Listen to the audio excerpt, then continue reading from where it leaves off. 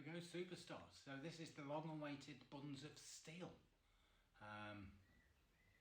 So what's it all about? I'll tell you something, it's going to be an anticlimax. So you're all running really well now. Your workout's getting longer, they're getting more technical.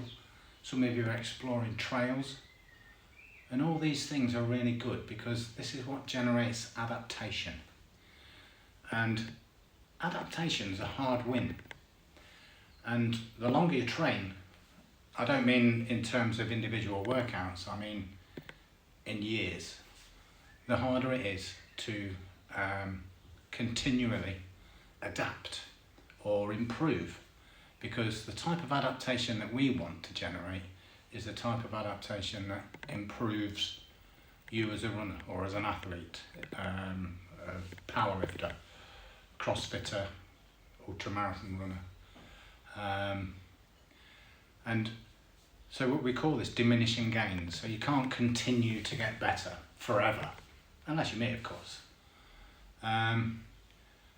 So the job of a coach is to introduce multiple elements in the training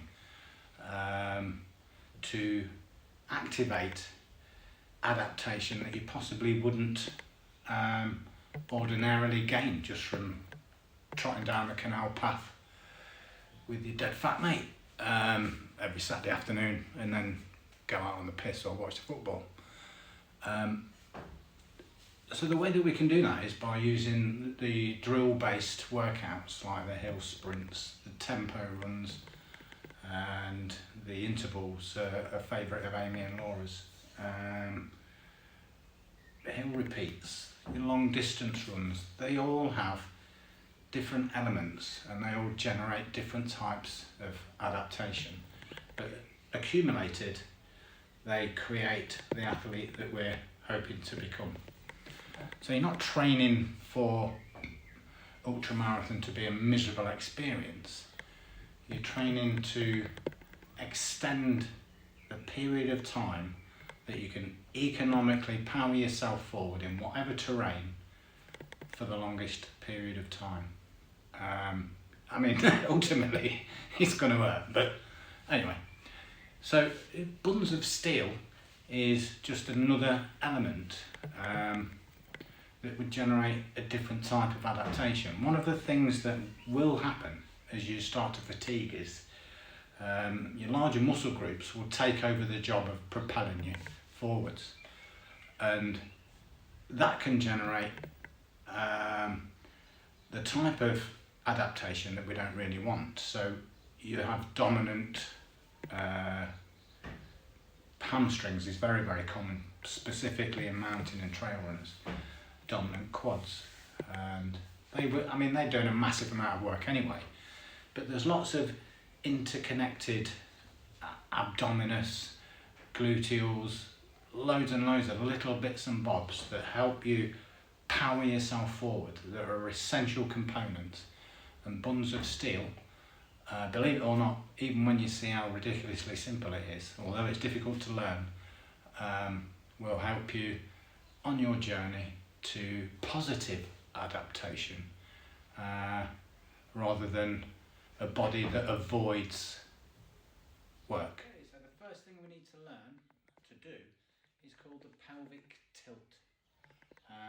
All of us have got a slight curvature in the spine between the arse and the thoracic. Okay, so the pelvic tilt is an essential part of the Buns of Steel workout, or Bun of Steel in Adam's case. So what you've got to try and do is basically tilt your pelvis forwards. Okay, that's why it's called the pelvic tilt. Okay, it's simple. So we're all just going to have a go at doing this. It's kind of 70s dance move. It was great at the time. But this is going to change slightly, okay? So when you've tilted the pelvis forwards, squeeze your glutes, okay? But this time, what I want you to do is take a look at the line down here and stick your hands just above the erogenous zone, where your legs join your lower torso, okay? And then take a deep breath. Push your hips forwards, pelvic tilt forwards. Breathe out and squeeze the glutes. You think that's simple. Next time you try that, concentrate on what muscles are actually flexing or hardening, okay? We only want the glutes. So let's try that again. Big deep breath. Pelvic tilt, squeeze the glutes. It's important that you have your hands where your legs join your belly, okay? So if you find that your thighs are tensing, that's not a pelvic tilt, okay?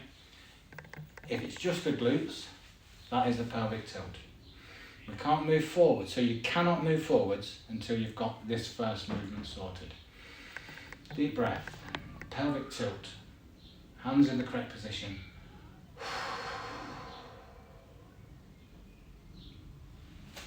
The pelvic tilt. Bum only. It's called the pelvic tilt in crook, lying down. Okay? So you lay flat on the floor. Hands in the erogenous zone. And raise your legs. Take a deep breath. Tilt the pelvis, squeeze your glutes. And breathe out. Easy, hey? Not easy. What you've got to try and think of is having a packet of crisps under both your feet and you're not allowed to squash them. Okay? Let me just show you that once more. Get on the floor. Pelvic tilt. Hands in the correct position. Bring your legs up. Breathe in. Tilt the pelvis towards your face. Squeeze the glutes. Breathe out.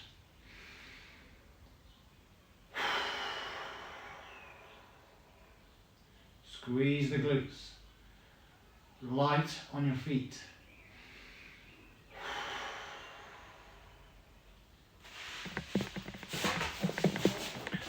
10 repetitions. Absolutely couldn't squash an ant under your feet. Super light, like there's air between your feet and the ground. Okay, so that's level 1, buns of steel. There's lots and lots of more elements. So what I suggest you do is practice that as often as you can.